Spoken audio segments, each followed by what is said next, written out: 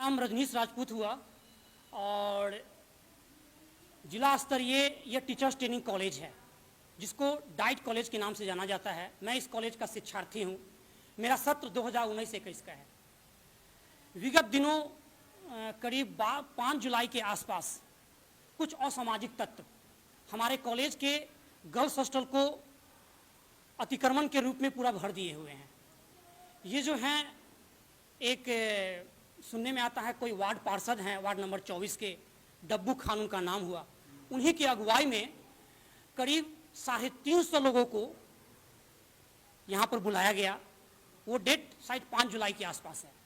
हम लोग यहाँ पे नहीं थे और इसका मुख्य कारण था कि 27 जुलाई के बाद 27 मार्च के बाद होली के बाद जो है प्रिंसिपल सर का आदेश हुआ कि गर्ल्स हॉस्टल और बॉयज़ हॉस्टल इस दोनों को खाली करवा दिया जाए। इसलिए कि कोविड आ चुका था, लॉकडाउन आ चुका था। लॉकडाउन नियमावली के अनुसार गर्ल्स हॉस्टल और बॉयज़ हॉस्टल को खाली करना था। तो फिर भी कुछ लोग थे जो दूर दराज के हमारे सहपाठी हैं या सर लोग हैं, वो लोग यहाँ थे। डब्बू खान जी के द्वारा करीब 25-30 के संख्या में दबंग प्रवृत्ति के लोग आए और जबरन जो है वो कहे कि इन लोगों को जगह दीजिए रहने के लिए। हमारे प्रिंसिपल सर या यहाँ के जो भी प्राध्यापक जन थे वो लोग ऑथराइजेशन की मांग किए कि आपके पास कोई ऑथराइजेशन लेटर है वो हमको दीजिए, उसके बाद हम आपको स्पेस देंगे। लेकिन उनके पास ऐसा कोई ऑथराइजेशन लेटर नहीं था।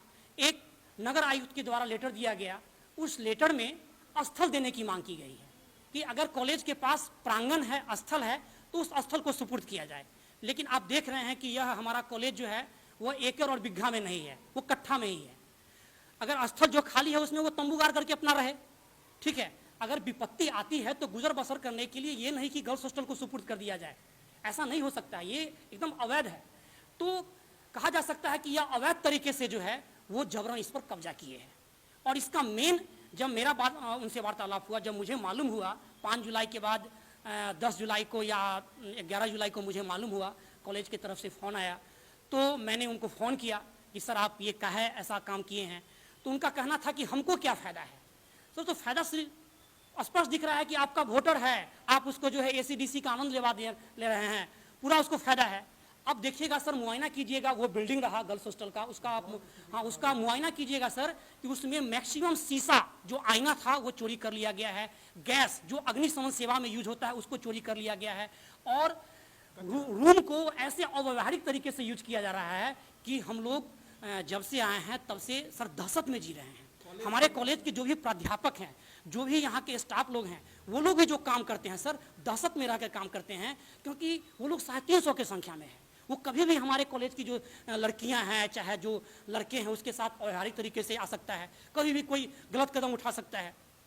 तो इन प्रकार सर हमने इस बात को आप लोगों के माध्यम से मैं आगे तक पहुंचाना चाहता हूं, मीडिया के माध्यम से, कि सर इस आवाज़ को जितने भी अधिकारी हैं, क्योंकि यह गवर्नमेंट कॉलेज है सर, यहाँ जो भी काम होता है लॉ एंड ऑर्डर के अनुसार होता है। मैंने संजय सरावगी जी से बात किया और इसके अलावा और भी जो उच्च स्तरीय पदाधिकारी हैं या जो उच्च स्तरीय, मैंने DM साहब को भी ऑनलाइन आवेदन दिया है कि सर इस तरह का हमारे कॉलेज में अभी इस तरह का दुर्व्यवहार किया जा रहा है, इस तरह का कुछ असामाजिक तत्व आ गया है जो हम लोगों को सर शिक्षण प्रशिक्षण का जो कार्य चल रहा है वो हम लोग ढंग से नहीं कर पा रहे हैं। अभी आपके पास बड़ा बाबू के पास जाइएगा, एक एविडेंस देखिएगा, फर्स्ट ईयर की एक लड़कियां लहान से आती है और वो लड़कियां हैंडीकैप्ड है, दैट मीन्स लोकोमोटर, वो पैर से विकलांग है और ये जो स्पाइनल कॉर्ड है वो भी उसका डैमेज है। तो वो लड़कियां आती है सर, पहले भी वो हॉस्टल में रह रही थी, अभी आई है क्योंकि 12 जुलाई से नोटिफिकेशन जो हम लोग का बिहार सरकार का SCRT का आया, उसमें 12 जुलाई से कॉलेज की सारी गतिविधियां शुरू हो चुकी हैं। अब फिर एक नोटिफिकेशन आया है जिसमें 4 अगस्त से आप देखे होंगे कि सर 50% स्टूडेंट्स के साथ सारे कॉलेज और सारे स्कूल को चलाया जाने का ऑर्डर मिल चुका है। तो अब लड़कियां आ रही हैं, जो दूर दराज की लड़कियां हैं वो कहाँ रहेगी? उसके हॉस्टल में तो अतिक्रमण आया हुआ है और सामाजिक तत्व आकर के जिसको रहने का ढंग नहीं मालूम है, देखिए जब से वो लोग खाना खाया है उसी डस्टबिन में खाना वो अपना डाले हुए है और पूरा बदबू कर रहा है, वो उसको भी साफ सफाई नहीं करवाया जा रहा है। अब सर मैं 2019-21 का स्टूडेंट्स हूँ, मेरे आँख के सामने यह खूबसूरत बिल्डिंग बना है सर। यहाँ बिहार के 38 जिला के बच्चे पढ़ने के लिए आते हैं। हाँ, तो एक दर्द होता है, एक कसक है, एक पीड़ा है कि हमारे कॉलेज के बच्चे और बच्चियां यहाँ नहीं पढ़ते हैं, कोई असामाजिक तत्व आकर के यहाँ रह रहा है। तो मैं आप लोगों से निवेदन करूंगा सर कि इसका अविलंब जितना जल्दी हो, ठीक है, इस समस्या का निदान होना चाहिए, हमारे कॉलेज को न्याय मिलना चाहिए।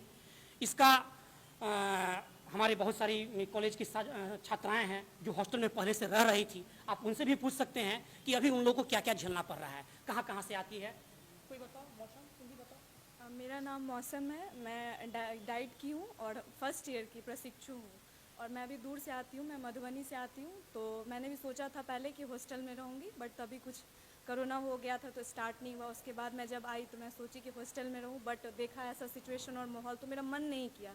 ऐसे जगह पे रहूँगी तो क्या फ़ायदा, कचरा है, कूड़ा है। और मैं एक दिन गई भी थी अपने फ्रेंड लोग के साथ कि देखती हूँ कैसा क्या है, बट उन लोगों ने सब कुछ इधर उधर फेंक के पानी का मिसयूज़ कर रहे हैं, सब कुछ बहुत बुरी तरीके से कर रहे थे। मेरा ये कहना है कि अगर हम लोग मुसीबत में किसी का मदद करते हैं तो सामने वाले को भी ये होना चाहिए कि हम लोग उसका नाजायज़ फ़ायदा नहीं उठाएं। अभी हम लोग मुसीबत में, ठीक है, आपको जगह दिया, लेकिन जब आपका सब सिचुएशन अगर सही हो जाता है तो हम लोग उस चीज़ को छोड़ देना चाहिए। ये नहीं कि अगर मिल गया है तो उस पर अधिकार जमा के बैठे, ये गलत है, ऐसा नहीं होना चाहिए।